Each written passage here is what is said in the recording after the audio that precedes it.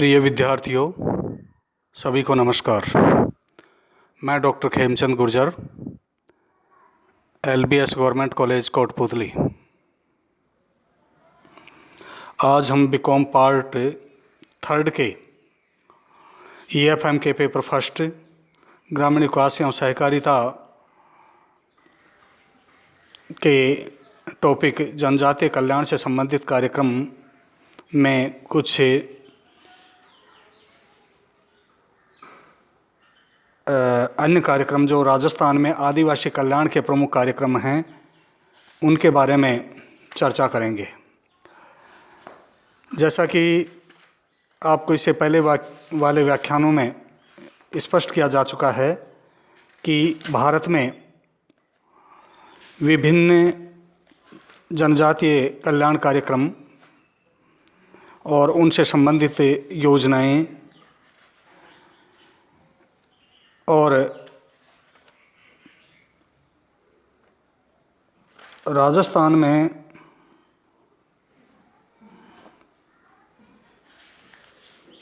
जनजाति कल्याण कार्यक्रम इनके बारे में स्पष्ट किया गया था। साथ ही जनजातीय क्षेत्रों की सामाजिक आर्थिक विशेषताओं और दशाओं के बारे में भी इससे पहले वाले व्याख्यान में स्पष्ट किया जा चुका है। आज उसी कड़ी में हम राजस्थान में आदिवासी कल्याण के प्रमुख कार्यक्रमों के बारे में चर्चा करेंगे।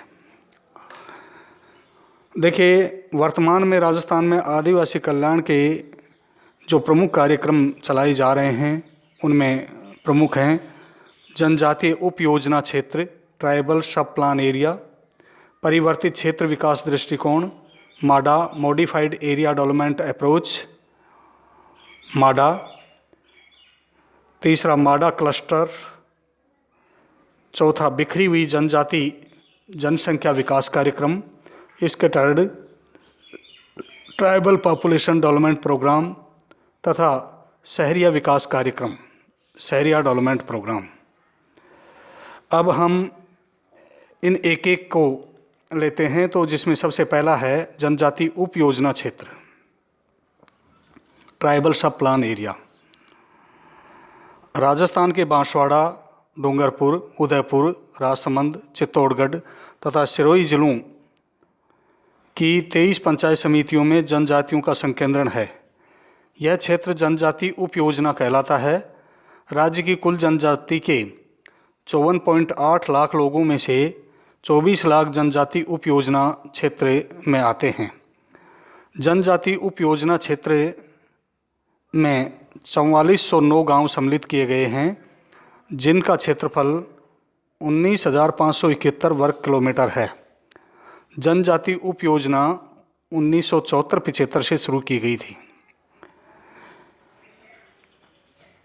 ये TSP अर्थात ट्राइबल सब प्लान एरिया कार्यक्रम के माध्यम से लोगों की आर्थिक स्थिति सुधारने तथा जनजातियों व जनजाति क्षेत्रों के विकास की संभावनाओं पर ध्यान केंद्रित किया जाता है, ताकि इनके लिए न्याय व समानता का लक्ष्य प्राप्त किया जा सके।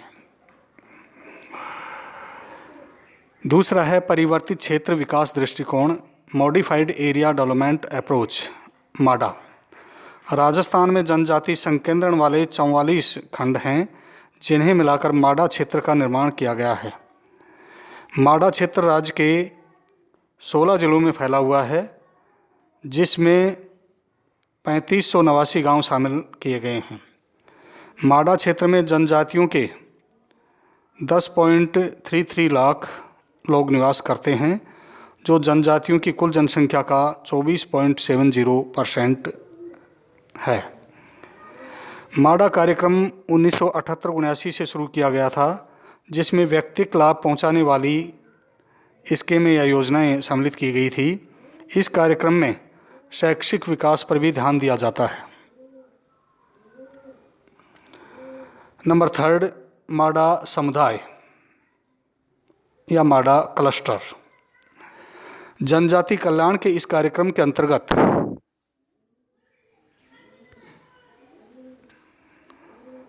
8 जिलों के 159 गांवों की 0.37 लाख जनसंख्या को सम्मिलित किया गया है। इस कार्यक्रम में राज्य में जनजातियों की कुल जनसंख्या के 0.89% लोगों को शामिल किया गया है। माडा समुदाय कार्यक्रम के अंतर्गत व्यक्तिगत लाभकारी योजनाओं जैसे कृषि प्रदर्शन, बागवानी, सब्जी के बीजों के पैकेटों के वितरण, कुओं को गहरा करवाना, हैंडपंप लगाने, सहकारी समितियों की अंश पूंजी के लिए अनुदान, चिकित्सा कैंपों इत्यादि पर विशेष ध्यान दिया गया है। लघु सिंचाई कार्यों तथा हैंडपंप लगाने को सर्वोच्च प्राथमिकता दी गई है। नेक्स्ट है चौथा, बिखरी हुई जनजाति जनसंख्या कार्यक्रम, स्कैटर्ड ट्राइबल पॉपुलेशन प्रोग्राम। राज्य के 28 जिलों में जनजाति के लोग बिखरे हुए हैं, अतः राज्य की आदिवासी जनसंख्या के 29.85% लोगों के कल्याण हेतु यह योजना STP अर्थात स्कैटर्ड ट्राइबल पॉपुलेशन प्रोग्राम बनाई गई है। इस कार्यक्रम में फलों के पौधों का वितरण, सब्जियों के बीजों के पैकेटों के वितरण, ग्रामीण आवास तथा उपभोक्ता दुकानों के संचालन को प्रोत्साहित किया जाता है। इस क्षेत्र में रोजगारोन्मुख शिक्षा के लिए विद्यार्थियों को प्रोत्साहित किया जाता है। नेक्स्ट है शहरिया विकास कार्यक्रम, शहरिया डेवलपमेंट प्रोग्राम। राजस्थान की सबसे अधिक पिछड़ी हुई शहरिया जनजाति के विकास हेतु शहरिया विकास कार्यक्रम SDP शहरिया डेवलपमेंट प्रोग्राम शुरू किया गया है। शहरिया एक आदिम जनजाति, most primitive tribal of Rajasthan है, जो राजस्थान के 12 जिले की शाहबाद एवं किशनगंज पंचायत समितियों में निवास करती है। इस जाति के लोगों की जनसंख्या 33.97% है,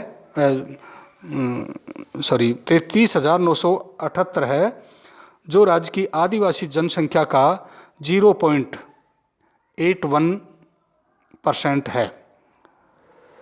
शहरिया जनजातियों के विकास हेतु विशेष केंद्रीय सहायता उपलब्ध कराई जाती है।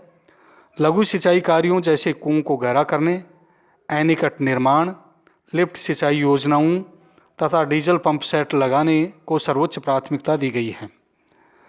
आश्रम छात्रावासों के संचालन द्वारा शिक्षा को प्रोत्साहन देने, विद्यार्थियों को वर्दी तथा स्टेशनरी उपलब्ध कराने तथा पेयजल सुविधाओं के प्रोत्साहन पर विशेष ध्यान दिया गया है।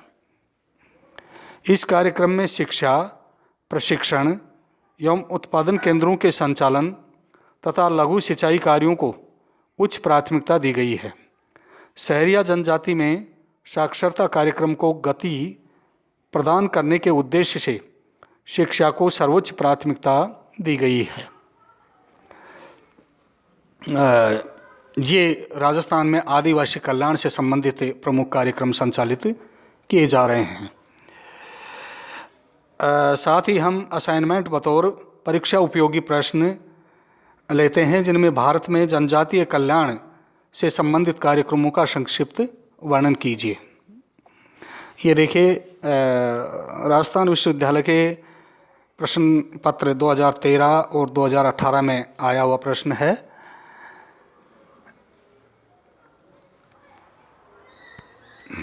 एक प्रश्न है, भारत सरकार के जनजाति मामलों से संबंधित मंत्रालय द्वारा जनजाति विकास हेतु किए गए प्रयासों का वर्णन कीजिए। या भारत में जनजाति कल्याण पर एक लेख लिखिए।